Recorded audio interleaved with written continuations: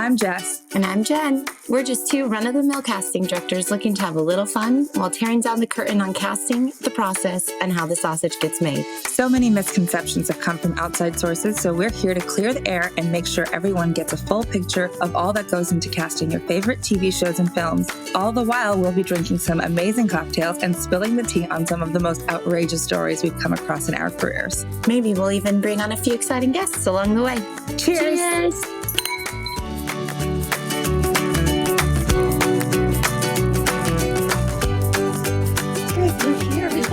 We're here to do it.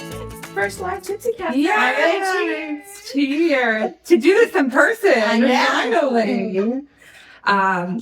Very excited because now your names will never not have any nominees in front of them. So we have our first pair of Emmy nominee casting directors here today, and we're so proud. I have to try not to look awkward. Ooh, Tux came and said hello. So special. Yes. First of all, I do have to say that I'm very excited that we're doing this because, I don't feel it because we grew up parallel, right? And casting, we don't we work on different projects and we work with different people, and so the fact that we actually get together and talk. I know. It's nice. Yeah. It's really nice because I think Jess and I talk about this all the time where, again, her and I are old friends. We just met, and it's even writing over with Charlene, it's I am so excited to be more people at my age, and this is what we came up, and there's not much more of a symbiotic relationship rather than the older generation who's I kind of see this person at an award show or here or there, but they never actually were friends, you know? Yeah. I would like to be girlfriends. Yeah, we're officially in it together now. Before we start, we have to talk about I'm really good at this whole silent thing. Before we start, we have to talk about our cocktail. Yeah. Oh, because that's very important. Okay. Do you know what you're drinking? No, I don't know. So Jess made my drink, so I don't know what I'm drinking. So you're all having the same thing, with the exception of me. It is indigo gin with elderflower tonic water. Okay. And it's very refreshing. It is. Very nice. Yeah. I like it. And I like that it changed colors. And then for me, I chose a different route. We've been talking about this for a couple of months now about people submitting their own cocktails. So today I finally made something called the Goodbye California, which now I understand why it's called that, by Andrew Saunders. It is half an ounce of amaretto, 3/4 of an ounce of Dolan dry vermouth, 1.5 ounces of mezcal, red wine, and you shake it a lot. And it was very strong for me, so I added also some elderflower tonic water. It's a lot of different alcohol, so. And what do you think? It is maybe an acquired taste. It might be too many alcohols for me, but. Some of the fancier Long Island iced tea. Yeah, I think it's going to be. We just things. It's going to be a very interesting episode. We're gonna see what happens as the time progresses. Yeah. And nobody can actually see what's happening, but we have 3 cameras here, so we're going to catch every angle. I love it. Well, cheers, ladies. It's a pleasure to have you here. It's a pleasure to have you here. We're already first in person. Yes. Jen came from across the pond. I came all the way from London just for you guys. We're already starting off on a good foot because I took my friend's advice and did not drink wine because it makes me very sleepy. Imagine just Charlene just cobbled over. So thank you. She's a very elegant sleeper, I will say. Yeah, she just you just think she's sitting there and you're she's eyes are closed. Yeah, that's it. So shout out and thanks to my friend Stephen who told me not to drink wine. Thank you, Stephen. Yes. Also, we are pre-celebrating a birthday today. Jen's birthday is tomorrow. Happy birthday. Very excited. I love my birthday. I'm one of those weirdos who literally will celebrate all month. So I was just home in Denver to see my parents, and I made them throw me a celebration. I have a celebration tomorrow, and then I have a celebration back in London. Do you also do a morning where you're no one call me. This is where I get to do my morning exactly as I want to do. Yes, I do. It's usually of my birthday. So tomorrow, my friend who I'm staying with here, she's like, "What do you want to do?" And I was like, "All I want to do is go to the beach, have coffee, and then switch to rosé, and just lay on the beach and get a tan because I'm so stinking white. Thanks, London." Like I need Not a my lot of fan. vitamin D there. No, it's raining all month. And I was like, I just want to listen to the ocean and like zen out. And she was like, done. We can do that. That's perfect. It's a very California day. Yeah. To be fair, I mean, so I've been in London for 7 months now, just a bit over. And it's been raining the majority of this time.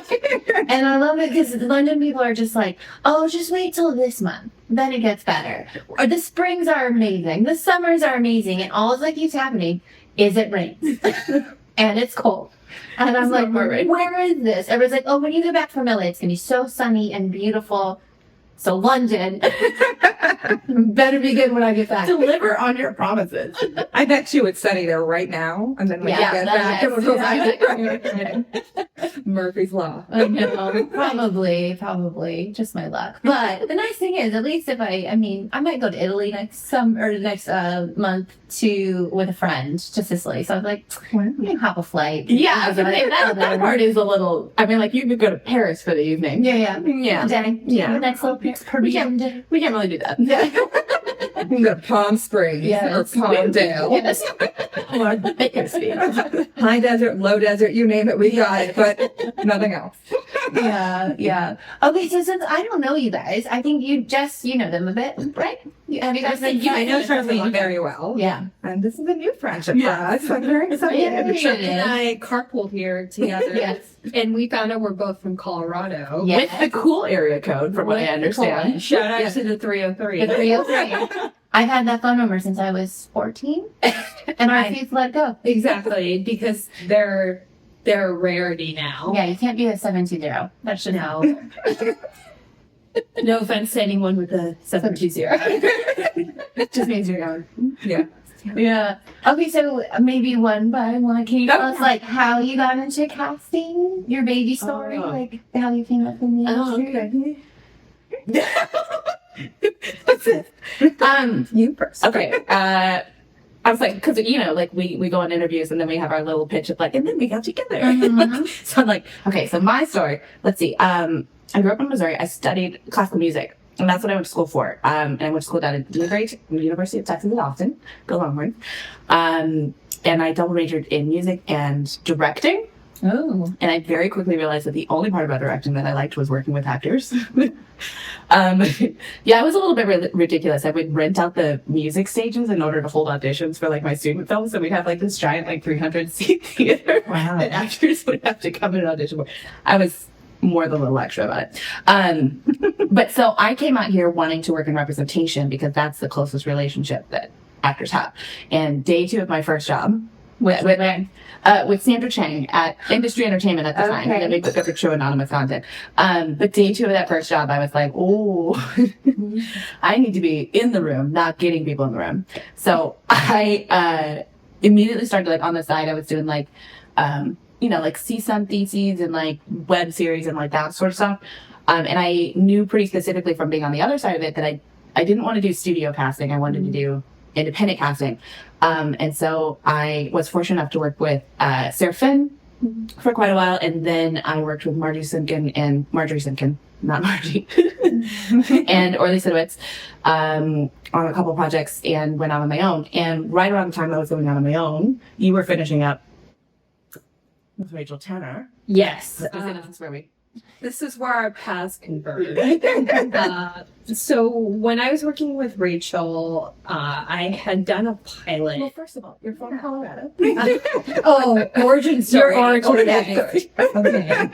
All right. Yes, I predominantly grew up in Colorado. I also grew up in Indonesia, in Jakarta, and in California as well.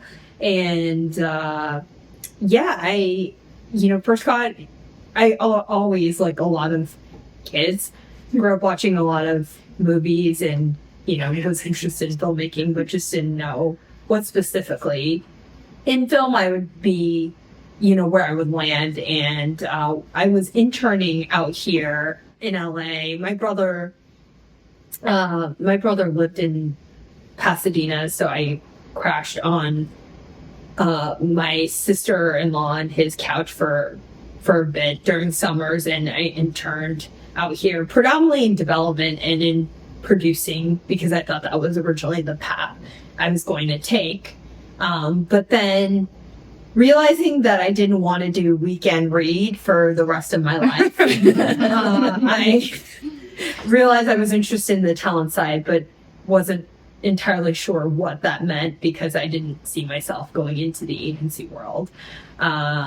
So yeah, essentially I wound up, realizing that I was interested in casting along the way through my internships, but also when I studied abroad during college at Colorado College. I studied in London actually and studied theater, not acting, but it was like a theater studies class, and we went to a lot of shows and She saw some good ones. it was insane. I saw Othello with Chiwetel, Yeah. Chiwetel and Kelly Riley, Wow. and also Michelle Fairley, Yeah. and Tom Hiddleston. Yeah. Also in it. Holy moly. It was nuts. I saw also when I was studying abroad, I saw Billy Elliot with Jamie? no, not with Jamie, with Tom. Tom Holland. Yeah, exactly. And I was like, we're not that old. Wait a second. Maybe not like our age. yeah, exactly. Jamie Bell's our age.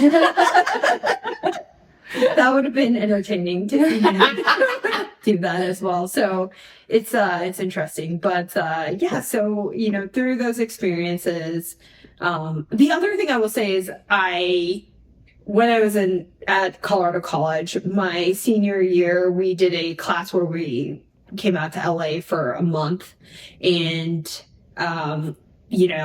through that experience and through my internships being out here, I kind of realized, okay, I guess I can attempt to do this, and unfortunately moved out post-recession. Yeah, So- we both moved out like right during the writer's strike. The last one. So Claire and I both started off in management because that was the most stable thing. But I will say, I don't know how it was for you guys, but I had a really hard time getting my first casting assistant job. Mm-hmm. Same. Yeah. Because everyone wanted you to have tons of experience, and how can you have experience when No one will hire you. Yeah. I also there were a lot of people that were like, no, you're on the rep side. So Oh. they were like, no, you clearly want, and I was like, I don't know how to describe you that I did that, and now I know I don't. Yeah, before I was sending out, when I was trying to break in, I was sending out, greeting cards the way that I saw actors would, but I would do a lot of research for each casting director because the example for April Webster, she had just had Star Trek, the first one, come out. And I remember writing her a card that was like, congratulations on Star Trek. I'm so excited to see it. Looking forward to the work that you do on whatever the thing was in development on her resume. And so it was super intentional, but not a single person responded. But in hindsight, I realized this because I think they probably thought I was an actor trying to get in versus someone who was genuinely interested in casting. Yeah. So it was a revelation. You also, I think this is interesting. You wrote, oh my gosh, Ellen. Yes. Through the month-long class that I did in LA when I was in college, we had to cold email and reach out to different casting directors that we really looked up to. And I was super,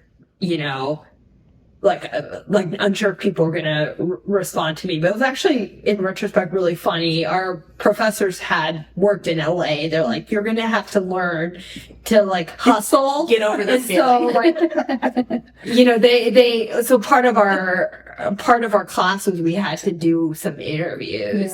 Yeah. So I wound up talking to Ellen Chenoweth, who responded to me, and she was in I think she was in Iowa at the time, and called me from her home, and Wow. it was incredibly generous, and it's kind of silly, but I have since peripherally worked with her, and I have no idea why. I didn't just tell her. She was like a huge reason I Made it in casting. I made it in casting, and her and Amelia McCarthy were both so kind to me, and Jane Jenkins and Janet Hershenson had written a book, and I cold reached out to them because I had read their book, A Star Is Found, and they responded to me, and I met up with them, and so, but there were tons of other people who did not respond. This is actually funny. I highly doubt that either one of them would remember this, but they were working on a movie while I was working with Sandra, and I would get on the phone and I would just keep them on the phone and just like ask them questions, and they were so generous with their time. Yeah. Just talking about casting, talking about things in general. I just now remember that. We've never talked about it. Yeah, something we haven't, but so I think they were both incredibly generous, and another person I really wanted to shout out was my friend Katrina George, who is the loveliest human being. And early on when I was starting out in casting, I was so nervous, and I was like, Katrina, how do I cast it? What am I doing? And she was always so incredibly kind and was such a advocate for me, as I was starting out and as I was figuring out what I was doing. She's a good friend of mine now. And I always tell her I'm so grateful to her. So thanks, Katrina. So then when did you start working with Rachel Tenner? So I started working with Rachel in, I think it was like 2011? I think that sounds right. Prior to that, I worked in management, but it was kind of nuts. Maybe 2010, because I thought you had been working with her for 7 years whenever we started. I think so, yeah. That's probably right. Or was it seven and a half? Yeah. So what happened was Rachel had been working on this Adam Sandler movie, and it had finished, and it had come back pretty quickly, and the rest of her staff had left because the project had ended and weren't available. And I don't, till this day, I still don't know how, but someone had given her my information, and I started working with her, and stayed with her for 7.5 years. But it was really cool because, I saw her kind of early on as she was starting out, and I was able to kind of see the trajectory of her building her career, which I think taught me a lot in terms of what the journey would be like jumping out on our own, which is, as we've discussed, is not easy. Not easy. It is a larger transition to go from assistant to casting assistant, casting assistant to casting associate, and then jumping to casting director it's a different process. Yeah, I also think it's drastically different from when we were assistants to now. Like the transition period when the associates I knew when I was an assistant were transitioning to a casting directors. I think it's much more challenging now than it was then, from sort of people I know. Yeah. Just from the anecdotes. Yeah. Anecdotal evidence, yes. But yeah, so whenever we got together, Charlene had done a Comedy Central pilot, and I went out on my own, and for some reason thought that I wouldn't have to market myself. I did a Marvel pilot called Cloak and Dagger right as soon as I went out on my own, because I already had a relationship with them because I worked with Marvel on a bunch of other stuff. So I did the casting in LA, and we found the leads out here, and so I was like, it's great, this is a casting director. I did not get a job solo. Yeah, and I did not get a job for 6 months. And then Charlene came by and she was like, by the way, I have a pilot. It's just this Comedy Central pilot. And it came back, and were you working on Get Shorty or Fargo at the time? I think both at the same Both time. at the same time. She was like, so, and they wanted something like 90 roles in 5 weeks. More, yeah. And she was like, so can we do this together? And I was like, thank you. And I was like, sure, let's do this together. In that, we kind of decided, because neither of us thought that we were going to have partners. We were both like, I want to be Claire Clues casting. And she was like, I want to be Charlene Lee casting. So we didn't think that we were going to partner, but in the process of doing that, we found out that we had really complementary experience, like the stuff that I had worked on, but the stuff, you know, I mean, like, you know, there's different processes for each project. We had complementary networks. She liked certain agencies better than I did. It's a nice balance. Yeah, and then we also had complementary skill sets. And the thing that we had in common was that our taste is pretty similar. we differ on some, but then also we're really pretentious and principled about the way that we want to treat people. And that we feel exactly the same about. And so because we have a lot of the same principles, what was that, for the next year and a half? We did little things like we did a sketch for John Oliver. We did like a industrial. We did like, what else did we do? VR. Oh yeah, we did a video game for zoning commercial. Yeah, we did commercial. So we just did like little things on and off, and we were like, this works. Yes, and I think at the same time, you know, we definitely were in the trenches because as we've talked about and discussed many times, it's really hard getting your footing. Mm-hmm. You know, everyone. And also, I don't know if it was the same for you guys, but I felt like we were sold a story that, like, if we went on our own, we would be able to get jobs. And then we'd sit down and they'd be like, you should really need a partner for the, you know what I mean? Like, you'd sit down with execs at studios. Jen and I Oh, you talked about this on the way We over. talked about this in the car, you know, too bad we didn't have microphones there. But literally, I had a partner for like 2019 into 2020. And prior to that, I had been out on my own for like 6 months and just solo. And I would go into rooms and I was like verbally told, like, I'd walk in and they're like, oh, you're so young. And I was like, we got that a lot. Oh my gosh, we developed a whole complex about that. We were like trying to be like, we are older than we look. And also we had like shows. we would like try and drop in like references to like things in order to emphasize the fact that we do have young faces, but also like we worked on shows and like handled a lot. We can handle whatever you want to get us. yeah. And I was told by a couple like studio casting execs, they're like, you really need a partner to be taken seriously. And I was like, really? Like, this is ridiculous. Like, again, I had run 2 shows coming out into my own, and I had done some shorts and, you know, kind of worked up for 6 months. And then so when my friend came to me and was like, yeah, I would be down to partner if you're so open to that. I was like, great. Like, I need somebody to like back me up because it's like, I can't for some reason get them to take me seriously because you have a young face. And it's just like, which just blows my mind because you got the meeting.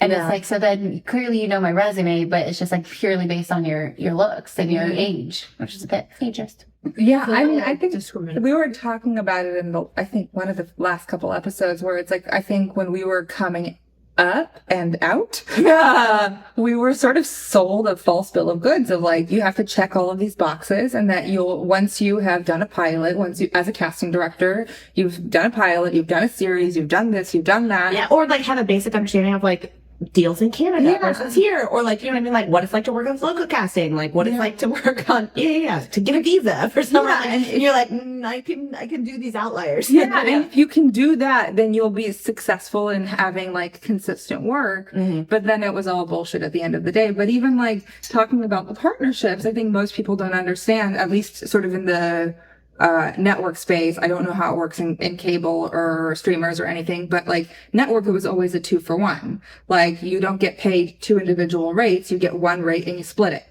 And that is not you can't survive on that, especially if you're doing, like, I know casting directors that were doing one of those procedurals that exists on the many networks. And I think they were taking home like maybe $1,500 a week. So it's like their associate was making more than they were. Yeah.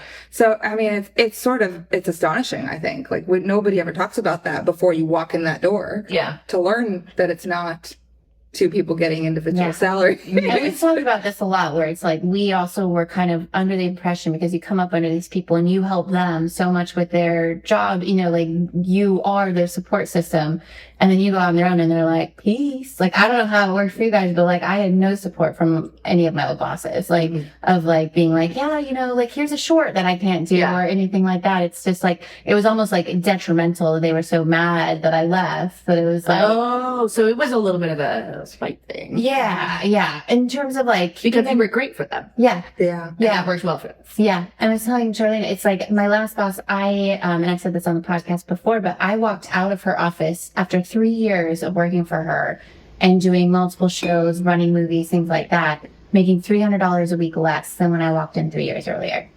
And she was still like, anytime I brought up money, she just didn't understand like why that was a thing. And I'm like, I can barely survive off minimum, Yeah. Cost of living in Los Angeles have rising. Yeah. This is a very pertinent part of the conversation with the current strikes. Yes. Everyone who work, if we get going on the strike, I have a lot. Everyone out there, keep fighting. We need the money. I know.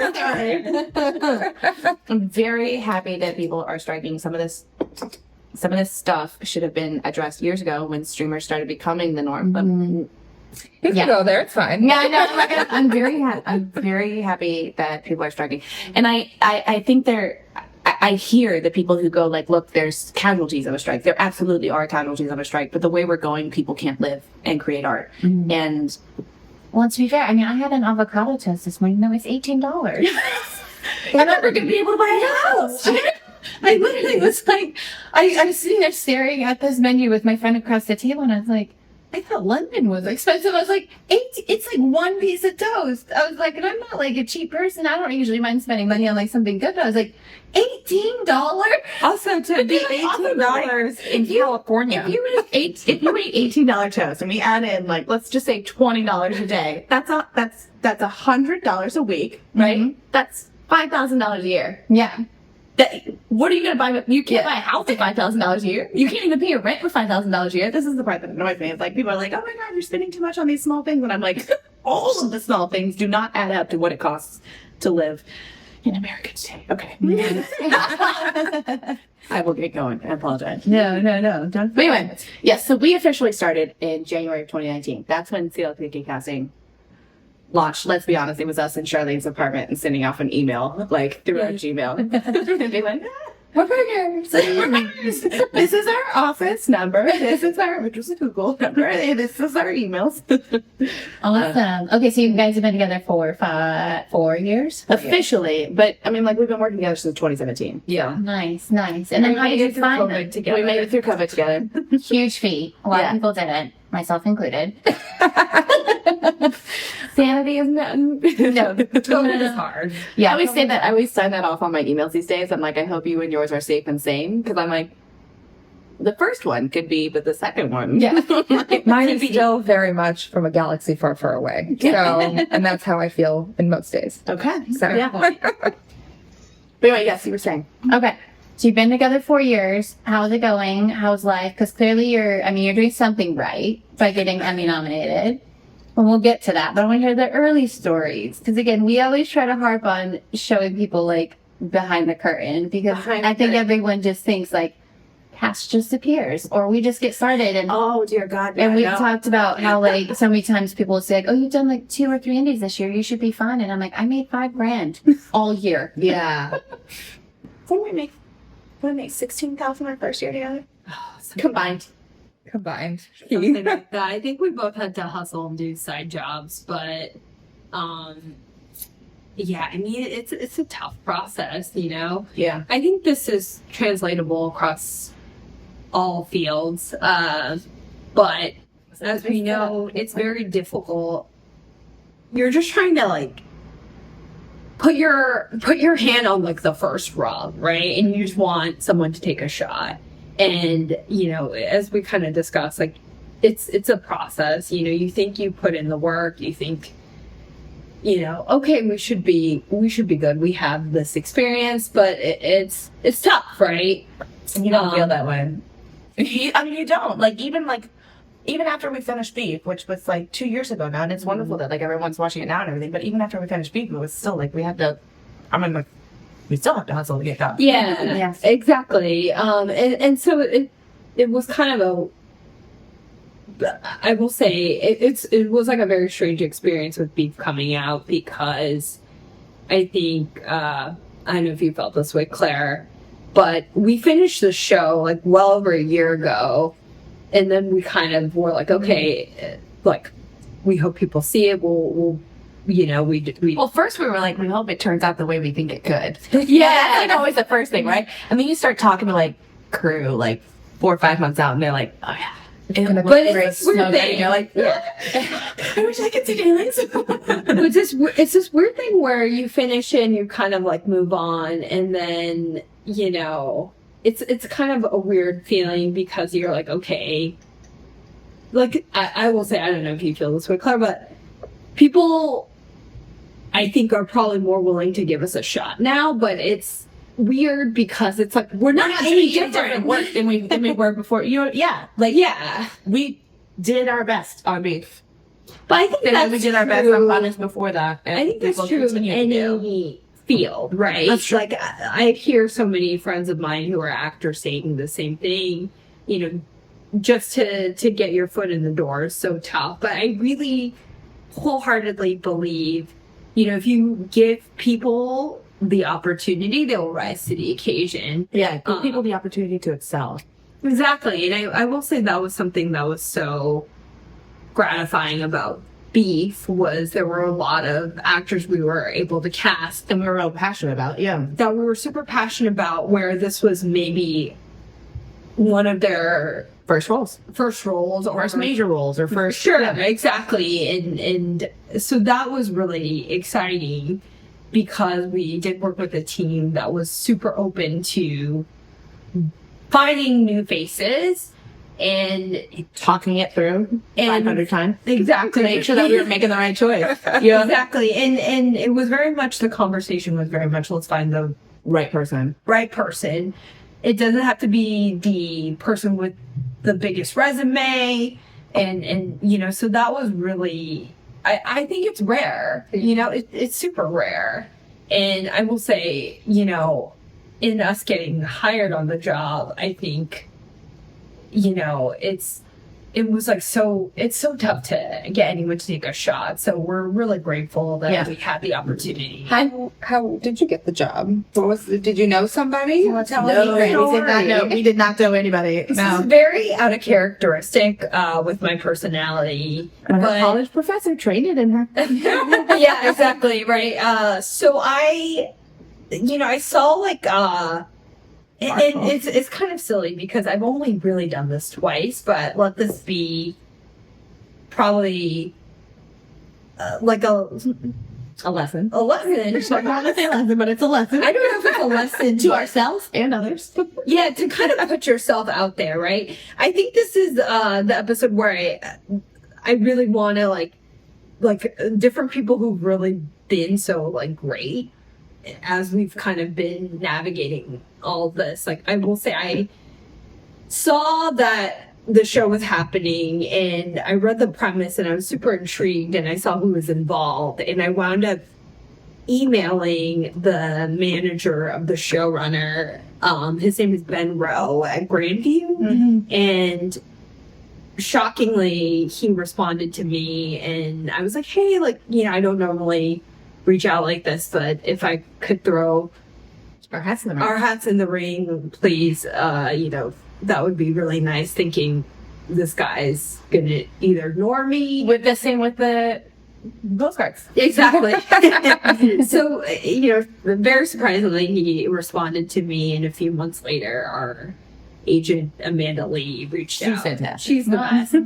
Reached out and she inherited us, and can I just say, I'm so glad she did. Yeah. So you got Trey Cannon, who's awesome as well. I was saying, you knew him when he was at Gersh, and then he's moved over to CAA, and Amanda inherited us, and very grateful. Yeah. So essentially, so Ben passed on our resume, and then we wound up meeting on the job and getting the job. But I think that's pretty unusual.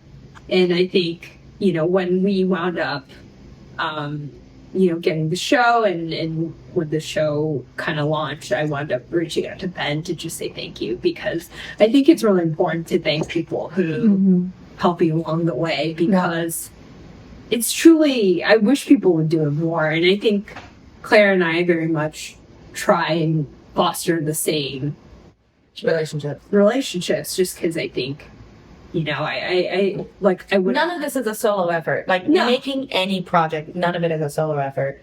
And there's, I think, there's so many like unnoticed things. Like yeah, he's a representative of a showrunner.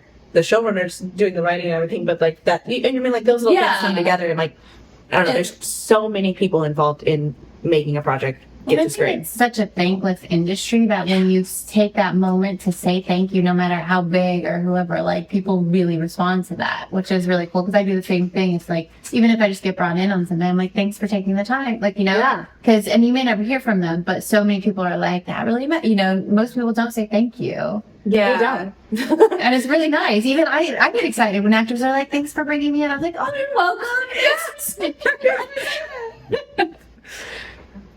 Yeah, so I do think very much so that, we have to be appreciative of the people who take shots. And Did you guys prep for that meeting any differently than you would have anything else, or just out of curiosity?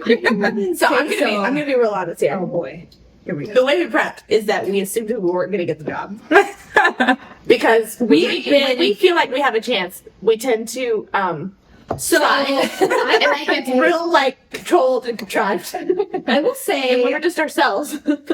I will say, this was coming off the heels of, we had met on a few jobs, and Can we just call a spade a spade? okay. Yes. Yes, you can. In the wake of George Floyd's murder, Yeah. Black Lives Matter took a prominent spotlight in America, and people started paying attention to the fact that we need to promote and help voices from marginalized communities. And there were a lot of studios that wanted to meet with filmmakers that were of color. And this is where I have nothing to do with this. A lot of people reached out and they were like, can we just meet? Can we meet? Can we meet?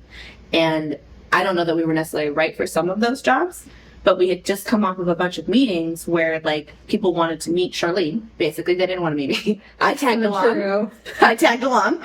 And I really appreciate those connections, but a lot of them weren't necessarily right. They wanted to check off a box. Yeah. And I recognize that, and you know what? We can take that opportunity whenever it comes to us. But we had just come off of a bunch of meetings where people were trying to check off boxes, and they still say no because they're still going to hire the same people that they're going to hire.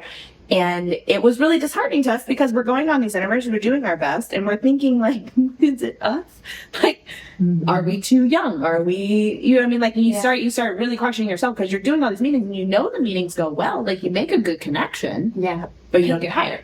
Yeah, I think there was one that I took kind of hard. I definitely maybe had a crying meltdown about it because it was very much set up like, this is your job to do. That was a different situation. Like, this was like, we love you. Everyone else loves you. The whole team loves you. We just need you to have this one last meeting. And then we didn't get the job, and I think it was kind of this thing where I was like, what are we doing wrong? What are we doing Comedy wrong? denominators. Out of curiosity, did you lose them to like, as we call them? I call them recording directors. Jess is much nicer and calls them legacy directors. For that one, we did not. We did not. I was gonna say I didn't even pay attention because it was one of those things where I was like, we didn't get them. They're lost. Yeah, It's still they're lost. Don't worry. I don't know who got it, but like even that one, I don't know if we would have been totally right. But I think the reason why I was so frustrated was because it was very much a situation where we had reached out a few times and asked, like, oh, is there a script to read before? And no one was responding to us. And then we went. We were not set up for success. Yeah, so we went to this meeting. Infuriating. No one was responding to us. And they were like, oh, you haven't read anything? And then one of the creatives was like, what's the point of having this meeting if you haven't read? And I didn't want to throw anyone under the bus and be like, we actually reached out and asked several times If there was anything to review. Honestly, I'm past that point. Totally shit on I'm over this. at the time. I was like very cognizant that I don't want to get an assistant or We were anyone. developing all these new relationships, and no matter how those relationships came about, we care about those relationships. Yeah. You know what I mean? Like we care about the fact that they're developed. At that time, it wasn't going to come to anything fruitful, but I am hopeful that like down the road, they now know who we are. You know what I mean? Like there's a lot of those things where you have to take opportunities where they are. But yes, that one did throw us back. That was really hard to accept. And then when we did, they rescheduled the meeting, and then we went back on. That said individual was Wouldn't even super, like, didn't even show up to the meeting. Oh gosh. So like we had already failed. But to be honest, in the 5-minute interaction I had with that person, I said to Claire, you know, this is probably a blessing Yeah. in disguise, because I got bad juju. So, Well, to be fair, I always tell actors, I'm like, I'm a firm believer that whoever ends up in the role, it was always their role to begin with. And so I think that with casting directors too, like whatever jobs you get, those are the ones you were meant to have gotten, you know, and contribute to your career, you know, because I feel like there's some that, like I had this one where it was of course right when I really needed a job, like, and I needed my health insurance, and I was like, oh, this script really sucks. Like, it's just like, it's a total vain project. But I was like, my associate needed the health insurance on top of it. So I was like, I need to get this. And the like studio exec was pulling for me, everything. And I went into it because he kind of prepped me for the meeting. He's like, we're going to do this really quick because you literally have 5 weeks to cast this movie. Mm-hmm. And so do the meeting, and then we're going to like start your deal right away. We're going to go and jump into it. So I went in the meeting like quite confident, like, yeah, I think I'm getting this, blah, blah, blah. And then nothing. I hear nothing. And I'm like texting him. I'm like, so like, When did you want to start? when did you want to start? Because like we talked even on the call, like even the director was like, yeah, we would love to get this out, whatever. And then cut to, that was like on a Thursday night, Friday morning, I can't remember. And then it was like the following Monday, I was like, can you just be real with me? Like clearly something's going on. And so he called me and he was just like, I don't know where, but, and I'll bleep this out, but like, they were like, came in at the last minute and did it. And he's like, I tried to convince him she wasn't going to actually cast it, that whatever. And I was so pissed off. But then at the end of the day, I was like, do I want that movie on my resume? Like, that's fair. But it's like, you're in a little bit of desperation mode at the time because you need these things, you need health insurance. Mm-hmm. But it's like, but at the end of the day, I'm like, I look back and I'm like, looking at IMDb Pro, seeing that movie, I won't say what it was. It would have been something you would have been like, hey, can I delete it? Yeah, exactly. Like, can I not be associated with this? And so I'm like, okay, I guess it worked out for the best. And we didn't lose our health insurance. So that's something that came on. But I would say the thing that I don't know if actors realize is how similar our trajectory is with theirs in terms of, hey, I need to work so I can keep my health insurance. Mm-hmm. I go from project to project. Mm-hmm. I need to win this interview based on like my take of the how this goes. And I understand it's actors have unique challenges, but I think we very much understand what they're going through and empathize with them. I think it sort of opened up a different perspective for me when I started taking the studio and network general meetings when I first left April. And I was like, oh, this is what it's like on the other side of the coin. Like, this is terrifying. It is, yeah. I think that's the one thing that I think probably since I became even co-casting director with April, like for me, it was always telling actors that we most definitely live parallel lives. Like we have a lot of the same struggles that they do. And I think that we're always put across the table in terms of like trying to create intimidation, which is not necessarily what is the most common practice now. But I think it's, you know, it's good for people to know that we are definitely suffering along with the same struggles that most actors are. Yeah. Yeah. But shout out to Sunny and Allie. We met with we met with Sunny and Allie Reg at A24. Yeah. And we were on the interview for what, like, we were on the interview for quite a while, just like talking like creative and stuff like that. We both kind of went in assuming that they were meeting with bigger casting directors because it was A24 Netflix, you know what I mean? And so we just talked about what we would do and how we saw it. And I think that they got a sense of what we would actually be able to do whenever we hit the ground running, which was really cool. I'm glad they took a chance. Yeah, speaking of beef, Wait. what, oh, sorry. Oh, making more drinks. Yeah. I feel like it's okay to talk about some of this because it was like, you know, let's do the math.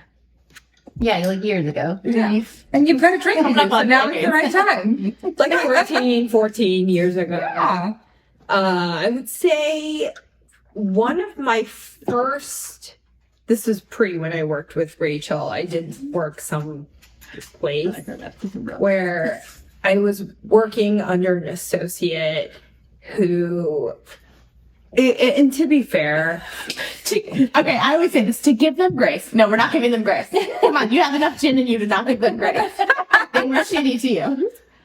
I will say it was very early on in my career. I was just starting out, and this person had they had also transitioned into theatrical casting because they were doing a different job, and so I think they were frustrated that I was also new to the job, and there was going to be some growing pains. There's certain things I just didn't know, and we had a public drive where we're supposed to upload the schedule or something, and I got a call, and it was for an afternoon session, and I got a call maybe 7:30 in the morning, and she was like, "Where's the session sheet?"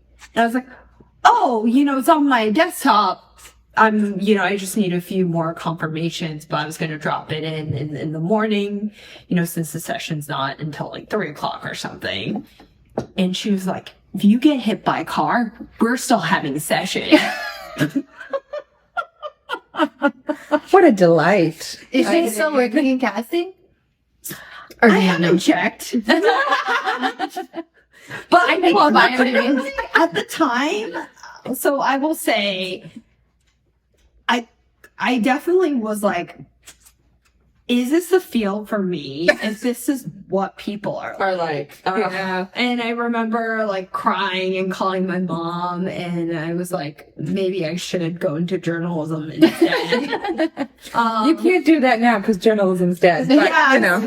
So good thing this that I kept going. But I have this very distinct memory of I was very upset, and I was just like, why is this not, what am I doing wrong here? And I remember I was just on a whim. I used to go to a lot of Q&As to different movies, and I went to a Q&A for this movie called Win-Win that Tom McCarthy did with Paul Giamatti and Amy Ryan, and it was about failure and kind of rising above failure and rising, defining what success is for you. And I remember watching that movie and being motivated to keep going. But I'm actually not sure if I hadn't watched that, if I would have just been I'm done. Yeah. Because I think it wasn't just that. I think that was kind of the breaking point, but there were other things kind of leading up to it, that were super difficult, and so it was tough. And so, yeah, I don't know, but I vowed that I would never treat anyone like that. Yeah. So I've always been very, very mindful of How we treat staff. Yeah. We're Same. very conscious. Yeah. Mm-hmm. Yeah. I think we've talked about that before, where we just consciously you get treated so poorly in certain situations. You're like, I'm not going to do that. Yeah. I'm not going to do that. I'm going to treat people with kindness and respect. Yeah. I worked with a lot of partners, I guess. I don't want to single it out, but I think that was a big thing for me, that I've, as an independent casting director, I really shy away from partners because I think I've seen it go wrong, really toxic environments, and having to be stuck in the middle of those environments, it really makes me gun shy to do anything. Andrea Bunker and I partnered on a movie. This is now 4 or 5 years ago. And I was really apprehensive because we didn't really know each other really well. And she came up from David Rubin. Mm-hmm. She was there for a long time, and I didn't know her personally, but I was like, okay, we're just going to partner on this one project and see how it goes. And that's how we felt on our first project. Yeah. Because it's scary. And I worked with Andrea, and she's obviously wonderful. Yeah. I would partner with her again for the record. I just was really nervous about it when I first started because I just saw it go wrong so many times. And, so that one person takes most of the brunt of the work, or, whatever it is. And I think it's going into that relationship with both people, like with their eyes wide open of what they're going to take on. And I don't know if people still do this, but I saw one partnership that, in essence was not conducive for either party, but the way that they structured it was that they took on a couple projects at the same time, but they would each run point on one project. Mm-hmm. So I was like, that's pretty brilliant because you can really focus your attention. We do that. Well, we don't like a project like Beef, we're equal, but like we do that like with indies and stuff. Like we'll like one of us will take point and then the other like we'll be like this role. Yeah. I need you. Especially if it's something where, you know, one of us already has an existing relationship. Yeah. But it's been really great working with Claire. And I know like a lot of partnerships are tough, but I've been so fortunate because Claire is amazing. Aww. I'm the lucky one here. Let's be real. Listen to this love I fest. know, it's like Love Fest, guys. I love it. I've been in 2 partnerships and neither has worked. So it's lovely to see a good one. That I have to say, it's absolutely thanks to this woman. I don't know that no one ever thinks this when they meet us. They think that I'm the extrovert and she's the introvert. That is not the case at all. I am absolutely the introvert. She's absolutely the extrovert. And so like anytime we hit an obstacle, my instinct is to, my friends call it me turtling, and I go in and I just stay there until I figure out my feelings, and then I'll talk to you about it. And Charlene's like, talk to me. What are you feeling? What's going on? What's going on? You have to talk to me. I don't care if you're mad at me. You have to talk to me. And like, so then we talk it through. And she's taught me so much about communication and relationships and trust and all these things. And it's, she's like patting her on the shoulder. I've grown quite a bit since knowing Charlene. I love that, guys. That's amazing. Yeah. But yeah, I think so. She was talking about like not treating an associate like that. One of the things that we really prioritize is like life comes before work. Like at the end of the day, we are doing a creative job and it really is our passion, but like life always comes first. And so like anytime we're not on the same page, we figure that out before we take the next steps. Oh, it's amazing. Yeah. Look at this adult relationship. Communication. This is an excellent. You guys could just marry each other and it would be We great. make that joke a lot. We made that joke that we business dated for a while and now we're business married. Yeah. Yeah. Exactly. I was telling Charlene on the way over here when one of my partnerships split up, I was like, I think it's worse than a divorce. Like, you are just like, it's like one of those hard things where you have to like let go of somebody who's been in your life for so long and you're so tied to that it's like, I was like, I think it's worse than any of my actual breakups with boyfriends. My romantic relationships, yeah. It's like, it took me a long time to get over too. And your finances are still intertwined. Yeah. I think it's very connected. Yeah. For sure. Yeah. Yeah. Which is why we business dated for a year and a half. Love Before it. getting business married. And then it led, I'm going to go there now, beef. Yeah. Beef. Yeah. You guys have assembled an incredible cast, but I feel like we always have our favorite, not actor, but like our favorite Moment. idea that came to fruition. Do you have one of those? Oh. That came to fruition. Like if you An idea that fought for somebody, like if somebody auditioned that you fought for, or whoever it is, because obviously it's a great cast either which way. I mean, Thank you. Emmy nominated. Let me say it again. Emmy nominated. So I find this is one of the ways that we anytime we get into negotiations, there's anything like that, I am down to throw down for Charlene in a way that I'm not able to for myself, and she does it for me. So this is where I'm like, I'm gonna toot Charlene's horn. No. I'm like, no, but with Beef, we got a lot of people that we were really, really excited about. Was anybody attached when you first came on? Sal and Steven, Okay. who are also executive producers On the project. project. Okay. Okay. Yeah.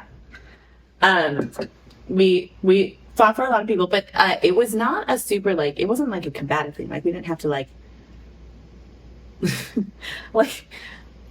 I feel like everything was you know how sometimes you're like, you're wrong. But our team was very collaborative in this whole project. And I think the thing that was really unique. Oh, that's the thing I was going to say. I'm so sorry. The thing that I want to toot our own horn about is that we are so grateful for an Emmy nomination for casting. when I tell you we screamed, oh my gosh, I was in Missouri and we were on the phone and we screamed. How did you find out? We were on the phone watching and we were like, are they going to announce like creative? And we're like, the list is on Emmys.com. Yeah, the point. Well, like I woke up. Well, I think she may have been on earlier, but I got. Oh yeah, I was 2 hours ahead and I was and then I started getting texts, and then I was like, what's going on? I went and found like the PDF with all the creative arts, and I went down and I found our name, and Can I have one funny anecdote where I'm curious if this happened to you? Because I remember when I got nominated for an Artios or something, all the random agents randomly start coming and be like, this is so amazing, Jen. I'm like, oh really? That wasn't that so amazing when like I was trying to get your actor in. That's like we did hear from some agents that like I didn't know, which was cool. Maybe you've talked to Charlene or something. But no, the thing that we got super excited about is that all of our actors were nominated. The fact that we have an actor in every single acting category, are you kidding me? Even like multiple ones, but Joe and Young, I mean, and Maria, thrilled for them. I was like, that's what we're the most excited about, and I think in Steven, Ellie, and yeah, exactly. But it was super exciting because Stephen and Allie are known, but and Maria as well. But Maria, it's a different type of role than she's done. It's also been a minute for her, I think. Like this was sort of a revelation in the kind of character she's normally playing. I love that you describe it that way, because like I feel like we in casting, we watch people in things and we're like, I know their potential, and if they got a role like this, and like that's how it felt with Maria. It was like, and of course, like and everyone's like, oh, it's such a new way to see her. I'm like, is it? Because that's like it was super gratifying, because I will say all of the negotiations with that were going on during like the holiday break, and they didn't always happen. I don't right. Christmas Eve, New Year's Eve. I want to say, like, Claire and I really believed in her for this role, and there wasn't necessarily like supporting materials. So I like went deep into the recesses of the internet and was just like trying to find things to try and like present her in a certain light, which I think we've all done before.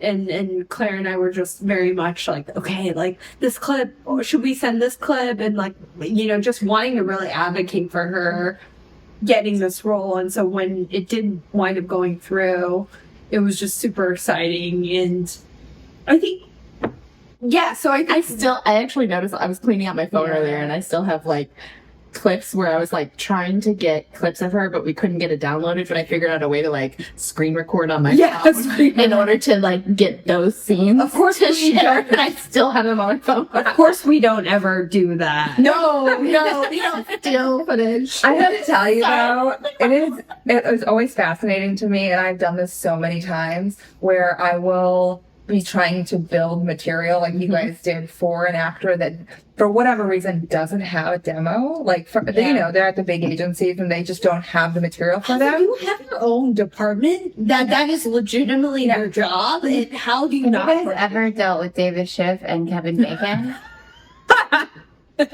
Tell your story. I mean, this is just like, because it's kind of, to me, it's just been like a career-long thing where it's almost like a initiation for new associates or assistants, where some stupid producer, director out there who's like, can you send me a reel on Kevin Bacon? Like, he's not the most known person out there. Oh, I've got an equivalent. Go ahead. Yeah. And so then I'm always like, yeah, go ahead and email David Schiff. See how that goes. And he's like, what? It's Kevin Bacon. Same thing where we had, like an assistant. This is back when I was an associate.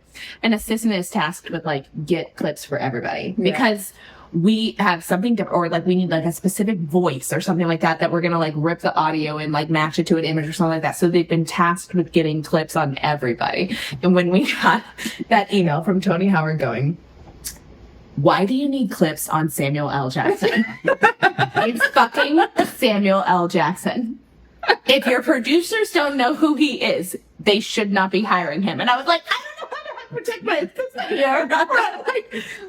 They were just given a job. They were given a job to get clips on everybody, and they did their job. And oh my god, I feel Yeah, bad. 'cause I'm sure that list like ranges from Samuel L. Jackson to like somebody who's on like Isaiah Washington, or, like somebody, you know what I mean? That you're just like, I don't know. Yeah, so a lot of these people have it, but then they do get in the position where I just remember one of my assistants once was in tears because she was like so afraid to come tell me, and I'm not that scary of a person, but I think it was just like the reaction. And she was just like, I don't know what to do with this. Like, and I had this email, and like, I feel really bad because I can't get Kevin Bacon clips. I was like, don't worry. I was like, don't even worry about it. It's fine. It's okay. For the record, the people that I was talking about are not Samuel Jackson or Kevin Bacon, and it's somewhat at a lower tier level in terms of notoriety. Or like or we've also been in that situation where someone's incredibly well known, but they're well known in a specific way, and you're trying to prove that, like, no, they have potential in this other complete area. Yeah. So that's what was happening, and I was looking for material, and the assistant was being such a dick. I'm just gonna say they were being such assholes, and they were literally just like, oh, that person doesn't have a reel, like, you know. Whatever, and it wasn't Meryl Streep. I will tell you that it was someone far lower on the totem pole than Meryl Streep or Kevin Bacon, and so I went and I created a demo reel for them, and I sent it back to the fucking assistant, and I was like, here you go. Oh, it doesn't. Get this job for future reference. Here are scenes from that show. Exactly, because I got a guy who will pull shit off the internet, and I will cut them a reel just because I need to be able to highlight this actor in a certain way. Yeah, and they got nothing. Yeah. I can't. There's nothing. I'm like, oh yes, go. Sorry, director of a prominent project. Please go to Amazon and watch this entire movie. It's not going to happen. Yeah. So we got to do our shit, you know. Exactly. Wait, we did do that for me. Yeah. We did. Exactly. Yeah. I mean, when are the BAFTAs announced, guys? If you get nominated for a BAFTA, I want to be there. do TV, does it? Yeah, I do. Absolutely. It's summer though, because they just did it, so it's probably next next season. Claire it's like in May. and I will come to one. You have a free place to stay. I will give you my bed. No. We'll sleep on an air mattress or on the ground, or one of us will sleep on the couch. Listen, if you're BAFTA nominated, you're not sleeping on the floor. I'm not above anything.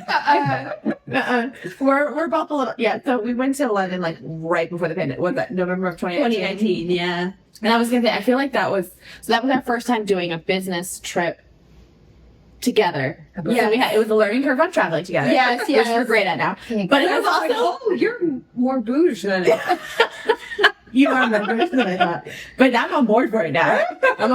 Just Like, your face is amazing. we like went to a brunch place, and I was like, okay. We're doing this. Guys, I live in a very great part of London. She does. We stayed in Leicester Square. Oh, really? That's like very like touristy. Yeah, but we were around the block from Trafalgar, but then also, let's be honest, Trafalgar. sorry. But we were also 3 blocks from Dannemora. Oh my gosh, yes. When I was in college, We saw Sundance Theater. I was staying by like Earl's Court. And I remember I was watching The Crown, and they made some sort of comment about Diana being like a low brow for staying near Earl's Court, and I was like, oh, I thought it was really nice. So you upgraded on the next trip? Is that what happened? It was kind of funny because, like, again, this is where like a lot of our tastes overlap, but then we have like slightly different things. So like we went to as much theater as possible, but then like I went and found all the underground comedy clubs. Yes, so I was like traveling to find. I was finding like the improv groups where there's like 20 people in the audience. Yes. Claire's like, I will find those comedians. Claire's like, I'm gonna go watch some improv in someone's basement, and I was like, I'm going to the West End. Have you been to the pub on the river that has a comedy club? It's an actual riverboat? Yeah, it's a boat that's right across the river from the London Eye, and in the basement there's a comedy club. No. Said she loved comedy. I love comedy too. That's the thing. I Johnny love it. Karen's. What? John Cairns. Like we saw James A. Caster, we saw yes. Rose. Oh my gosh. James A. Shorty is a great one. James A. Caster's ex-girlfriend dated Mr. Bean, and there was a Oh yeah, there was a fair amount in that show. So there was a lot of information It was okay. Not that I'm like a huge James A. Caster fan, but it was his Cold Lasagna 1999 show. Before it was on air. Yes, we did go see that. But also like, there's Jade Adams. You know her? Yes. Gosh. Yes. And then Zoe Lyons is one that I love. Yeah. Okay. Up and coming, and she's so good. Yeah. Okay. Sorry. Okay, there's Rose Johnson, who I saw recently, who was really good. But I love Always Be Comedy. Like, they have like these really random, like 20-person shows. Okay, yeah. Like one of them, Brett Goldstein plays them all the time. Okay. So kind of like what the meltdown was. yeah, it's above a pub. Is it kind of like what the meltdown was here when Camille? Oh, so Camille, Nanjiani, and gosh, I'm trying. Jonah Ray? Thank you, and Jonah Ray used to have the meltdown at the it was a comic store, and they would have just like a comedy show in the back. And you'd go, and it was Camille and Jonah, and then they'd have like Yeah. So it sounds like that. Yeah. But in London. Because so when I was in London last summer before moving there, I was like, is Brett Goldstein funny? Is he just like a one-off? Like, is Ted Lasso's thing? Like, I don't know. Like, I just didn't know him at all being like American and like only seeing Ted Lasso. Yeah. So, and I'm always that skeptic who's like, are you actually good? Or do Like, I just get highlighted? Exactly. Do you have that one-off thing? You sit in the third row and you're like, make me laugh. Yes, exactly. Oh my goodness. I'm such a great audience member. I will laugh at everything. I'm sitting there. If I'll hire you, that's a different story. But I will laugh at you, and I will. As you are with you, which part? Okay, that's a good point. Keep on. Yes. So I'm sitting there, and I had just seen Mark Rylance in Jerusalem on West End. So I got to see that. I tried to. Oh God, I don't know how I'm on this, but like, I remember when a manager was really trying to sign Mark, and he didn't have any reps because he just had the lawyer. You remember that? It was a whole thing where he like did drop his whole thing. Well, no, he didn't have anybody. He just did theater, and he refused to do any movies until Spielberg was like, Come on over. and I think it was the one with Tom Hanks with the Bridge of Spies. Thank you. I think that was like his first one, but it was like this is before that, and everyone knew that Mark, but it was like no one outside of London knew who Mark Rylance was. Yes. And that was a saga. Yeah. Trying to just get a meeting. Oh yeah. Because honestly, to get my ticket for Jerusalem was like a whole ordeal. Like I went through reps, I went through everybody, and I was like, how can I get a ticket to the show? It was so sold out for so long. He's so wonderful. So good. It was a great show. Highly recommend if he ever does it again. But so I went, and then I got this email from Always Be Comedy being like, Brett Goldstein's doing a show tonight, like as a work in progress show. Yeah. And so I was like, oh, I want to go. So I literally got out of Jerusalem, got on the tube, went down to Kennington, which is like way South London, and I'm like walking up this pub, and I was like, this is a pub. Like I'm really confused, and so I like walk in, and everyone's drinking because it's like a Sunday afternoon. In London, I was drinking at that point. And I'm like, is there a comedy club here? And they're like, yeah. And they're like, just go over here, whatever. So I go, and it's upstairs, and there's literally, I would say, 25 seats, maybe. Yeah. And you get there, and I'm just like, wow, I'm gonna be this close to it. This is very exciting. Yeah. And then I'm that person who, I'm like impressed. I'm the American. But the funny thing is he had so many jokes about Americans and the industry that I'm just sitting there like, oh, you're good. Taylor, this is Taylor. Yes. I was like, did you know I was coming? I actually do. So Russell Howard was going to come to Dynasty Typewriter downtown, right? I bought tickets in 2019 for 2020 as soon as they went on sale. Oh, darn. They got moved to 2021. I mean, I waited 3 years for this show. I have to say, it's the best. It's the best comedy show I've ever been to. Because he was in absolute, like, ADD form. I don't know if he has ADHD. Yeah. It seemed like it. He was just off his rocker, and it was the best show I've ever seen. Yeah. I don't know what it is, but British comedians, there's a skill set to it that like it's not just the content that they have, like there's a skill set. Yeah, Soho in London has like a monthly comedic shows. So like we went to one, and I didn't know, and like we sat right in front because we were late, and I got picked on so much, but I was like, this is the best. Claire and I are Jess, you're coming too. We talked about this. Okay, go ahead. We're gonna hit all the British club. British, yeah, and they're gonna be laughing, and we're gonna be like, So we talked about this. So Char and our associate Danny will go to any theater. I'm a little bit like, I want the wonderful theater. The mediocre theater, I'm like, I spent a lot for that. You pay for theater? You don't? No. Never? I do. Rarely. In the U.S., you do? Oh, no, you pay. How- People just get invited. You just get No, invited. well, I think the Broadway, they're very stingy on Broadway. They're like, we'll give you house seats. But you Yeah. have to pay $1 bajillion. Yeah, for they're that. like, No, but when yeah. I went to the UK the last time I was in London, there was a rep who was like, "Hey, it's press night at to go see the Harry Potter musical, or Yeah. not musical." Cursed Child. Yeah, Chris Child, Brain. Did you see- two drinks in? Thank Did you. you see 2 parts or 1 part? I was only in town for the first part, Oh, so I still never seen the second part. But I didn't pay for that. Makes it to I would go to free theater It's so boring. way more. Yeah. But there's a lot of times with like especially like Pasadena, Sorry. especially like Pasadena Playhouse or like the one at UCLA. or Geffen. Robinson. Yeah. Yeah, well, When we pay for it and it's not like the best, I'm a little. yeah, Where it's like she and Danny will go to any theater. Danny especially will go to any theater. For me, I feel that way about comedy. Yeah. I'm fine with Yeah. bad comedy because it's so Yeah. funny. Yeah. It's cheaper. So Whereas, I was gonna say, whereas she's like, if she watches improv that she's not into, she's like, that went on a little long, don't you think? A little self-indulgent.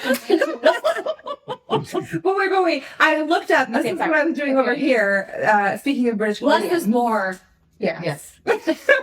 Sarah What am I Millican. recommending? Do you guys know Yes. Sarah Millican? I love Sarah. I'm obsessed with her. She Okay. fills my feed. Like, She's fantastic. I have to like. I don't often love the gendered comedy where it's like men are like this or women like this, but when Sarah does it, when Sarah does it, like if you're talking American, she's like the Midwestern mom. She looks it, but then when she opens her mouth, you're like, I'm sorry, what's happening right now? She's fantastic. yeah. So smart. fantastic. So smart comedy. I love her. Anyways, that's all I have to say. Okay, so this is a great segue into one of our favorite questions to ask. Who are your talent crushes these days? Matthias Gernhardt. Oh my gosh. Matthias Gernhardt. Oh, He's on Raya. He's what? Oh, whoa.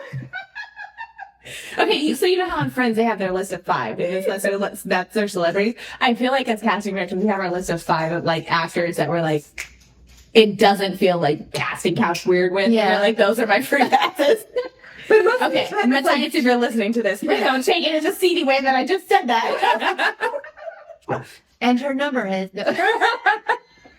Matthias, you're hers. I was gonna say, I like him your too. drinking rule. Brian Tyree Henry. Can you just imagine him like hugging you and speaking into your ear? Yeah. Like, Yeah. especially after Spider-Verse.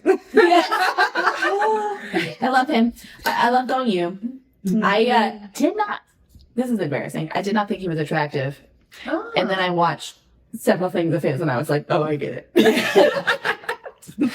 I get it very much. Charisma. Has a lot. Yes, it is. I was gonna say I can keep going, but actor crushes. I'm trying to think about like people that I'm like.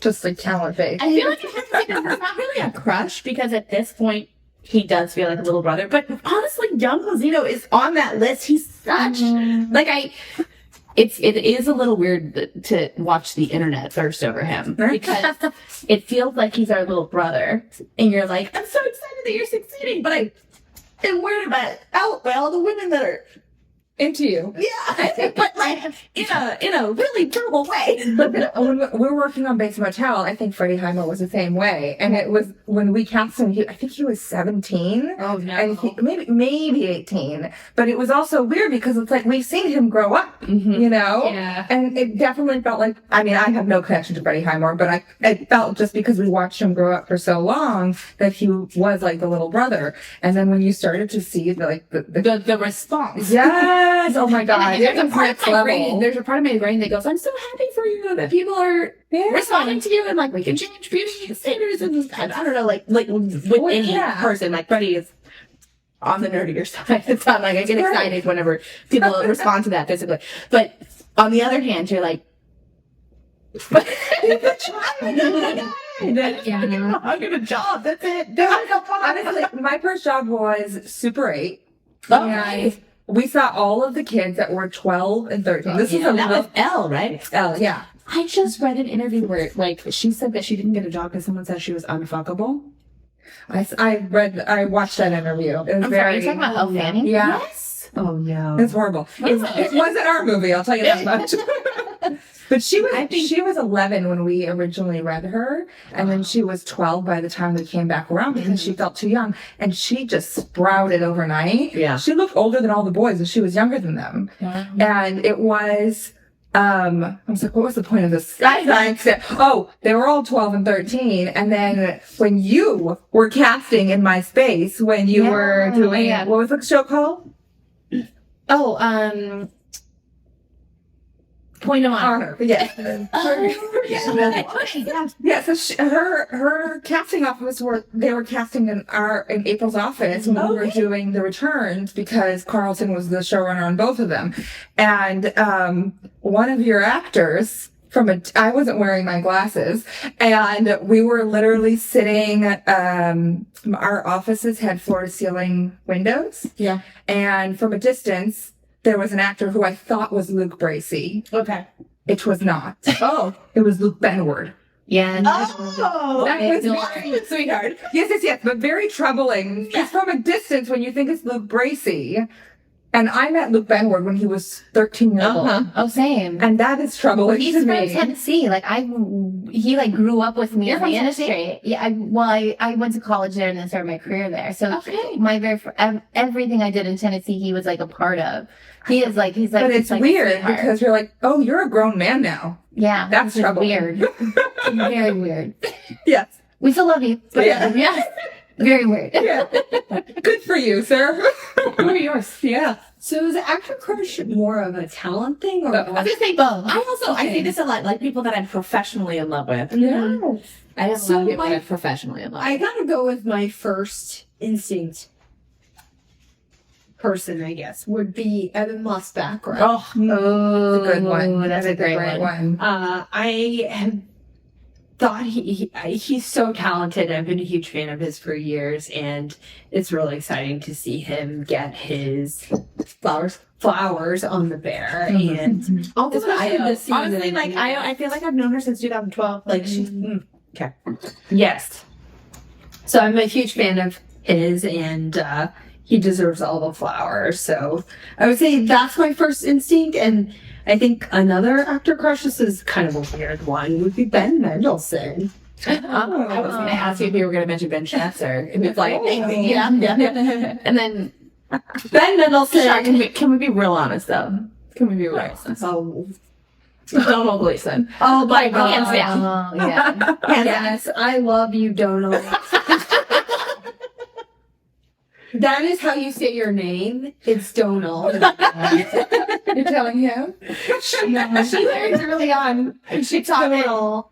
I just think he's so talented. So talented. I was so bummed when him and Merritt Weaver's series got canceled. Yeah. Right. Yeah, Merritt's fantastic. I know, I love her. And I'm just like, I don't understand why this show got canceled. Unless it was a COVID cancellation. But Sure. I remember seeing that show during the pandemic. I feel like she's a crush for me. Like Merritt Weaver. So good. She defies all odds. She's so talented. Yeah. But Donald, I just think he's so talented. And Brooklyn was so underrated. I love that movie so much. But yeah, Ben Mendelsohn is actually really, really funny because my sister was on a work trip in France, and I remember we were in an elevator, and he came into the elevator in a confined space. With his daughter. I'm sorry. He came into the elevator with his daughter, and my sister was just like randomly talking with him. My sister's not in the industry, and she was just like talking to him, and his daughter was there, and they were just kind of like talking about random things, and then he left. And then I was like, oh, that's Ben Mendelsohn, he's an actor. And she was like, that guy's not an actor. And I was like, no, he is an actor. I swear he's an actor. And she's just like, I don't believe you. Like, he's not, that guy's not an actor. That guy doesn't look like an actor. Whatever. And I was like, hold please. And then I Googled his face. Hold him up. And then I pulled it up, and she was like, oh yeah, that was him. It's discriminatory, thinking that actors just look a certain way.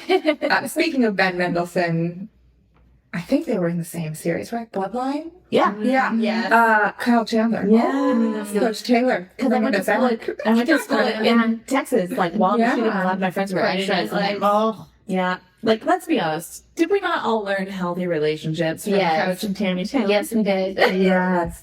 I mean, he came in for Super 8. Not to me, but to me.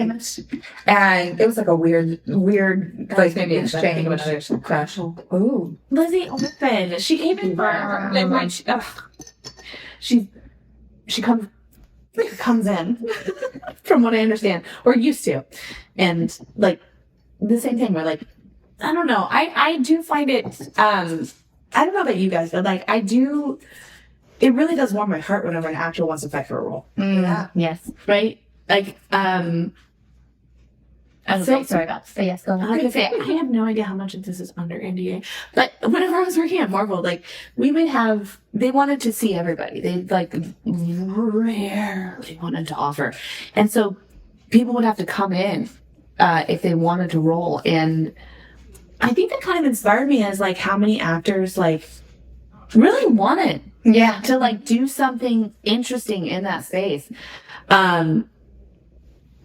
There's a lot of really fantastic actors that came in that really, really stole my heart. But can I just tell you one, that Alan Tudyk.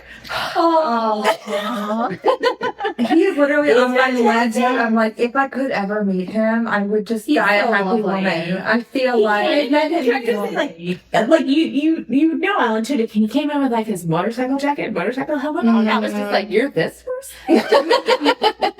Shout out to the movie Death at a Funeral. Yes. So hard. I mean, American version, great, but British version. I was crying so hard. I was laughing. you made me think of when describing Alan Tudyk in that moment, one of my other major actor crushes, like pure talent crushes, Jimmy Simpson. Oh my God! Do you remember when he was just loudly intern? Yes. And like we were all there going like, this could be great. And I started like getting stuff. I think that's one of the most fun things about casting is like we were actually.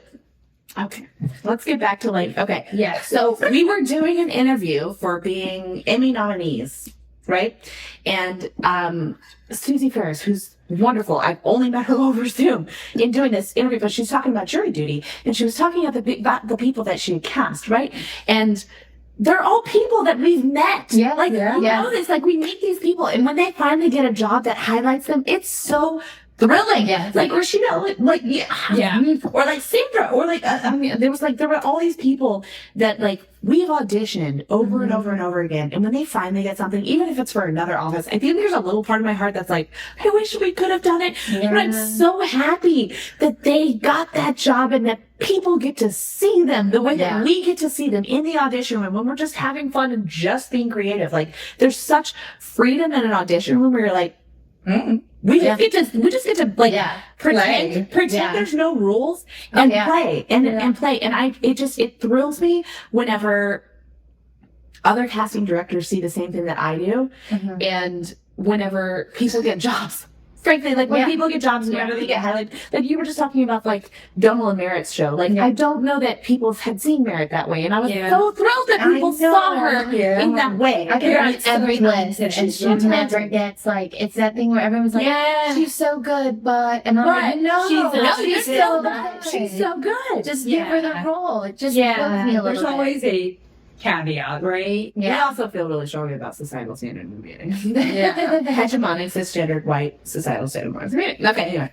It was always interesting. I feel like a lot of the male showrunners that I worked with across the board, you would always find their leading ladies looking like a lot like their wives. And I don't know if that's a compliment or sort of like, I don't know. You start doing a little digging and you're like, oh, I see what's happening here. Interesting. Yeah, I will say one of my favorite is Nico Santos, who I saw in an ABC showcase, and we put him in the most ridiculous movie called Mall Cop 2. Oh, yes. And it was their very first job off that, and I don't even know if he had an agent or not. He can correct me on that. But like, I loved him in a showcase, and I was like, we're gonna bring him in for this role. He got the role, and then he got Superstore. And when I saw Superstore, I was like, oh my gosh! I know, I don't think I've ever been that proud in my moment, because I was like, you are so talented, and I'm not crazy that I saw that. Yeah. So speaking of which, like, that kind of reminded me when I, like, very early on, it was like maybe 2000, had to be like maybe 2012, 2013. I read Millie Bobby Brown for, Wow. and she came in and we had this full-on conversation. I know how old she was at the time. She must have been 7 or something. She was full-on speaking to me in an American accent. And just like asking me questions about the role and asking me like a variety of questions about whatever, right? And then at the end, she was like, oh, I just wanted you to know that's British. And I was like, I got played by a 5-year-old. Yeah. And I was just like, what the fuck just happened? Yeah. And I just remember when she got Stranger Things, I was just like Thrilled. so thrilled, because I was like, man, that girl, I knew at that age. I just remember I was doing these really like hard kid auditions. I usually read people myself, but the scenes were really heavy and intense. So, and alongside a friend of mine who's an actor come read with the kids, and he and I both just looked at each other and we were just like, you just got played. Yeah. My child, it just happened. I will say, I mean, I don't know if you feel this way, but like, we're also not infallible. Like, I auditioned Keith. He was Keith Stanfield at the time. Yeah. Not Lucky. And I'm sure that he like had that name because someone told him whatever reason. But the role was so not right for him. And I remember in that audition being like, this is not my type of actor. Like, I honestly, like, I remember being like, I could tell that he prepared. I could tell that he worked really hard. And I was just like, this is not my style.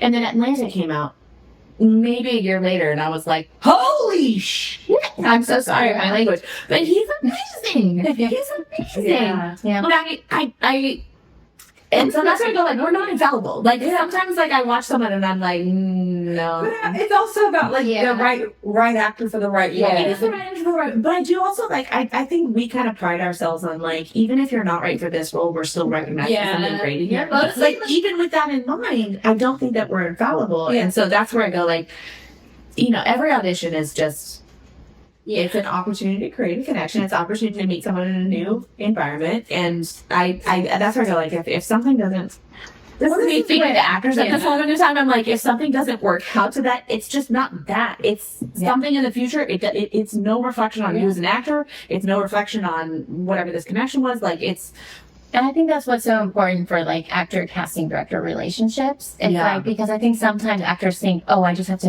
impress the producer or whatever. It's not like you have to impress us, but the more you can create relationship, it is a relationship. It's a long-term relationship. Yeah. And I've had like actors who I have known or I've been tracking for years, and then they're popping off, and I'm like, oh my god, I want to be a part of something that you're doing. Like, it's so cool. And but it's also like, but I saw you when you were doing this little itty bitty BBC show, like, you know, whenever you were 7 years old. Yeah, exactly. And it's like, I think there's something that you can be a genuine, like, good person and create a really good relationship that's honest. I mean, I don't mean to put it out there like actors should pretend to like you, because not everybody is your jam. No. But Also, like, there's some actors that, like, I don't necessarily like as people, but I love them as actors. yeah. To be honest, like, you didn't treat my assistant that great, but, like, really great.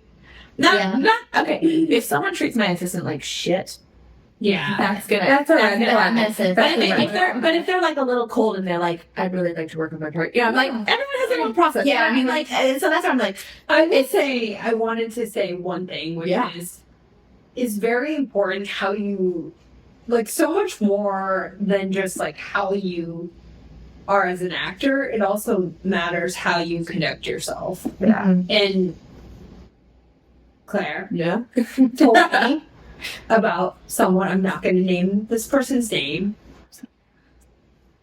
that they had said in her office, they were on the phone and they were talking on the phone about how casting directors are just glorified secretaries. Oh, yeah. I'm like, I hired that actress though. Yeah, but the crazy thing is this actor got into some trouble. Uh-oh. And it's not surprising who it is, but this person was skewered at various points, and then when Claire had mentioned that this had happened, it immediately made me flash back to this point where this actor had come into audition for us. Same actor. Same actor. Older, younger, where we at? Yeah. Come on. About her age, Slightly about older her age. slightly older. Okay. And my old boss had I feel like I should be right. They were just like sitting in the waiting room in full like earshot of all of our assistants being like casting on like auditions are pointless. It's pointless. Just ask the producer for a job. Like just get to know that and that's it. That's all you need. Like it's pointless to go on auditions. It's pointless to do the entire casting process. All of this is bullshit. And I was like, Wow. When we close, we will be asking who this person is. well, so that happened. It was interesting. I can't remember how Claire and I got into this conversation, and she told me about it. And we were talking about our no-goes. yeah, or no-goes. And I think the truth is, like, I have a lot of empathy. Like, anyone can have an off day Yeah. in an audition because that's just life, right? That happens. But being Shitty. An asshole. and being a bad person, that's forever. That's With forever. To make a point. I was like, that's to make a point. And so when she told me the story, my mind immediately flashed to this moment where this individual came into audition and was in the waiting room, and my old boss's dog, who was so sweet and the most well behaved, went up to him and shat at him. Dogs, no. They know. Dogs, no. And I was just like, the convergence of all the things that happened, I was like, that's why. That's why that That person was full of shit and deserved Dog shit. That's Oh my incredible. goodness. And I was like, oh wow. He knew. Yeah. We knew. He knew. The dog knew.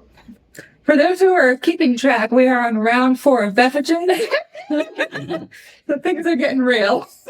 Absolutely. It's already been real. A little behind the scenes as well. Really challenging the name of this podcast. Listen, I think that we have done so many episodes that neither of us have been quite tipsy. No, And not so this. we are, yes, we will showcase it later, but we have literally finished a bottle of gin. Between 4 of us. This is where it gets real. Let's do our mama's breath. Okay. So we're going back to beef. Yes. Yes. So beef, amazing show. Emmy nominated because we haven't said it enough. And we're very proud of you. We should do like an echo when we say Emmy nominated, just like continues. Emmy nominated. Emmy nominated. Emmy nominated. Oh my god. Oh my god. Okay, so walk us through, like, okay, so we already know you got the job. So then you get to go and you get to, like, find pretty much outside of maybe Stephen and Allie, like, a very cool grassroots kind of task. So how did you guys start from there? Tell us your process. Tell us who. The process, it feels sort of whenever people ask about the process, because it's the same thing at casting process. Well, Right? yeah. Like you start with the roles and like you just go search. Yeah. Was there anything, like, really, you know, because I think there's something where, like, in auditions, you can be like, I really like this person and they delivered, or I really thought this person was going to happen and they didn't quite deliver. Like, what, were there any surprises for you? Like, how did it work on that side? Do you want to go first? Or? Go for it. Yeah, I would say it was obviously the traditional methods of casting, but also extensive searching, and Kate, the coalition of Asian Pacific in entertainment were extremely helpful in helping us get the word out. Michelle, thank you. Thanks, Jess and Michelle. But yeah, it was an extensive process, and I think specifically, I think about episode 108. There were a lot of flashbacks to Stephen and Allie's characters, Amy and Danny when they were younger, and also the parents in the present day, and flashbacks as well. And we wanted to really get those roles just right. But we also knew She said that in such a classy way, but I'm going to totally interrupt because I'm tipsy enough to do this. Char feels a very specific type of way about whenever actors who play younger versions don't look. Oh, the worst. I agree.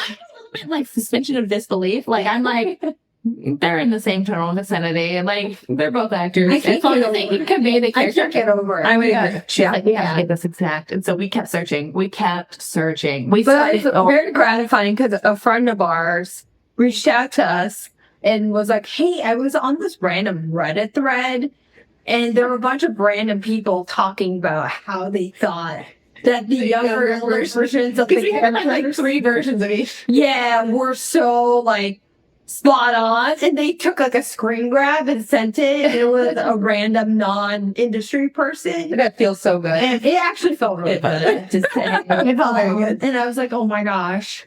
Thank you. Yeah. Have to look the same and be good actors. That's hard. It's so hard. It is hard. It's very hard. Yes. But Yeah, yeah, one role that you're like, this was our piece de resistance. it's hard to say that. It's hard to say that, like, for a single role because, oh my gosh, we were so excited about Young. We were so excited about Joe. We were so excited about Maria. We were so, like, there's so many different roles that we were so excited about. Something that Char and I really think a lot about is the tapestry that you're reading as a whole. Because, like, each individual role, right? Like, you could approach each individual role as like colorblind. You could approach each individual as like, let's pretend this role is the protagonist and like how can we best cast it, right? But then when you take a step back and you think about how everything weaves together, like as a tapestry as a whole, that's something that's really important to us, that it like reflects the world that we live in. So like, yes, casting inclusively and authentically, but also the tapestry that you weave, like when casting as a whole, like, yes, you can like isolate out each role, but it's important to us to think about how everything fits together, how all the actors fit together, and like not just because we get asked this a lot, like how do you build the chemistry with Allie and how do you build the chemistry with Steven? Like how do you build Stephen and Young Mazzino, Danny and Paul, and then Amy and George, which is Allie and Joseph Lee. Like, how do you build those chemistries? But you're not just building the two of them. It's also Sunny's world. It's also like knowing that Jake is going to be the director and that Hikaru is like going to be up, but like knowing that was H24. Like you have to weave all of those things together. And I think a lot of people don't realize that factors into our decision-making process, that it's not just isolated to two people. It's the whole tapestry. And so even down to like some of that Charlene and I, this is just a tiny role, but someone that we really love is Kayla, the therapist for Amy. Everyone's like, yeah, she's an amazing actor. Yes. And like, it's one of the things that like, whenever she comes on screen, we're like, yes. And like, it just weaves into like, if she had stuck out in some different way, it's like if she had been a different style actor, it's those types of little things of like weaving in all the small roles and weaving in the big roles too to create a tapestry of just like the world that you're creating. And that's where Char and I really felt that it was important to make sure everything weaves together. Not only did we try to make every role as great as possible, but like how it all fits together was really important to us. Just representing the world that we live in and also representing the world that Sunny wanted to create. Yeah. Down to the praise band. Yes. I love this. We had, we were talking about 108 and like whenever we were casting younger versions and we had a young Danny and, after we shot that role, we were doing more church scenes and we heard that that we needed more people to fill up the church scene and Char. Yeah, I talked to Evan Chung, who played the younger version of Danny, his mom, and, you know, it was interesting because I think background casting was having difficulty kind of getting kids. You know, if I'm being super straight up, Korean kids, their parents don't necessarily think, yeah, I want my child to act in a movie. They are more thinking about, you know, other priorities. Sure, I understand that. And so, you know, you for any role that you're casting, you kind of have to think, how are we going to find this character? Like, where can we find these roles? So for that particular situation, you know, Evan's mom, I had just been kind of talking to her passing because we had gotten to know each other through the process, and she had suggested reaching out to Evan's after school groups and, you know, seeing who might be interested. And we wound up auditioning a lot of those kids, and some of them wound up being cast. And so a lot of it is just pivoting and making sure to find the right people for each role. So yeah, it's fun because every job that you work on is different, and you're kind of piecing together everything. And I think that's the thing that I love the most about casting is it's never the same. There's always a unique challenge to every role, to every project that you approach. Love that. Mic drop. She pushes the microphone away. No, but I think that's right for every project that we do, that we have something a little bit different, that you have to start embracing different communities and different, like I was working on a short film last year. They were specifically looking for a Cambodian population for the project. And it's like, you have to know where to look. We went out to Long Beach. We went to different areas that like different cultural centers and that sort of things to really start digging. I mean, back in the day, and this is not even like, I was on the cusp of the back in the day, honestly. Me too. Yeah. And it's when we were Girls at this. yeah, but I think it's like even just like just for like the reference of it, when, you know, people used to go to schools and do all the different things. Did that. We did for February. We went to like state parks and we put up flyers and we did all sorts of stuff. Definitely Jungle Book. I definitely went to the Taste of India Festival in Cerritos and handed out flyers around the Moonbounce. For like, all the kids. We went to all the like performing arts schools. Yes. Yeah. It's like, but I don't know that you can do that anymore. I don't think you can do that anymore. Just walk around and be like, hey, you want to be an actor? Yeah. No, I don't think, because we weren't allowed to go in schools that was 2010. We had to go to like other places that we would put up signs and stuff, but schools were no longer an option. I was gonna say we were a little bit after that, but they let us. I think having the Disney logo maybe let us into we were Paramount, so there was like something legitimate about it. But I think it's just and also I don't know, but but that's not the thing anymore. You can't do that anymore. There's no walking the streets. There's no like just going to school to being like, hey, want to be in a movie? Yeah. It's a little bit creepier now. Yeah. Okay, so when are the Emmys?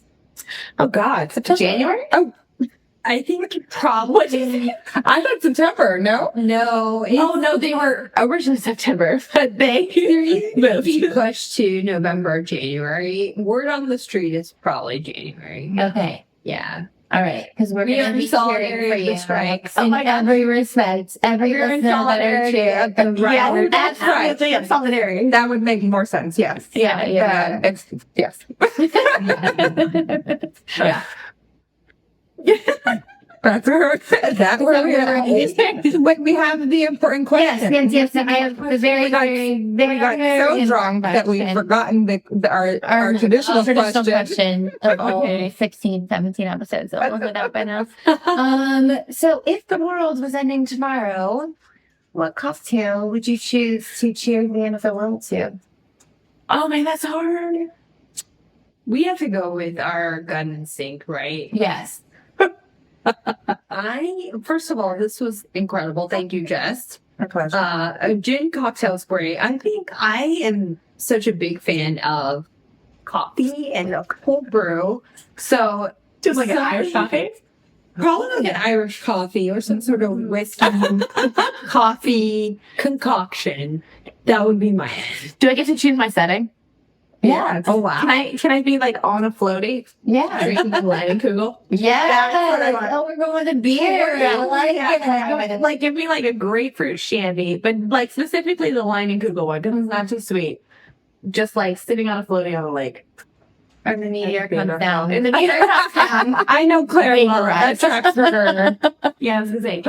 Claire loves a lake. I love a lake. That's beautiful. And she loves a beer or shandy. I do. Very good Western of you.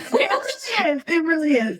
I love my gin. I love my wine. But if you were gonna, world's good ending for you. tomorrow. Yeah. I love that. I just have to say before we wrap out, if anybody's hearing all the tip-tapping throughout the episode, it's 2 sets of dogs that are tapping along around my unit, basically. Love. So much love, giving you pets, all the love. Yeah. I'm taking you for having us on. Yes. For Thank our you for first coming. in-person tipsy casting. Yes. Tipsy casting. And really, I feel like we've achieved the directive. Can I do Yes. I definitely just slurred the word directive. Good thing. Fantastic. really, Time Next time in London. I'm like, really good. talking about all the, no, I'm just kidding. And then we'll log up in I was gonna say log up in like nicknames. Sponsored by Spotlight. all the alcohol. Spotlight. Spotlight by Breakdown. No, spotlight. Spotlight shares. Yes. I have to say one thing is Claire and I have done some interviews for Beef, but as Claire knows, I am very into podcasts. And so this is the first time I've ever been on a podcast, and it feels a little surreal just because I listen to so many podcasts. So thank you for having us on. Also, because I'm friends. Yes, I'm probably a little too truthful. No. That's how you know it's it. All right. Well, cheers. Cheers.